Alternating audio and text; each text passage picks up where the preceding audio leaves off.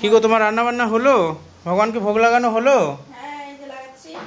আজকে তো নতুন গ্যাস তোমার, সেজন্যই তো এত লেট হলো। আচ্ছা দেখো বন্ধুরা, আজকে আমি নতুন গ্যাসে রান্না করেছি। আগে আমার হবস একটা ছিল গ্যাস, সেটা 4 বছর হয়ে গিয়েছিল। ওটা আজ কালকে হঠাৎ খারাপ হয়ে গেছে। তখন কি করবো ভাবছি, টেনশনে পড়ে গিয়েছিলাম। তারপরে প্রভুকে জানালাম, প্রভু তারপরে এটা এনে দিল। এটা এনে সকালে সেটিং করে দিল। তারপরে আমি রান্না করলাম। আজকে অনেক দেরি হয়ে গেছে রান্না করতে, তাও এগুলো করেছি আমি। কি কি রান্না করলে তাহলে গোপালের জন্য নতুন ওভেনে? কি কি রান্না হলো? শাক করেছি, পাট শাক ভাজা করেছি, করলা ভাজা করেছি, আর উস্তে দিয়ে ধন্দলের শুক্তো করেছি, ছোলা ভিজিয়ে রেখেছিলাম ঘুগনি করেছি, কাঁচা আমের চাটনি করেছি, আর ছোলা কচু আর ছোলা দিয়ে আলু দিয়ে তরকারি করেছি। তো এইগুলো দিয়ে আজকে গোপালকে ভোগ লাগাবে? তো এগুলো দিয়ে ভোগ দিব। তো আজকে গোপালেরও লেট হয়ে গেছে।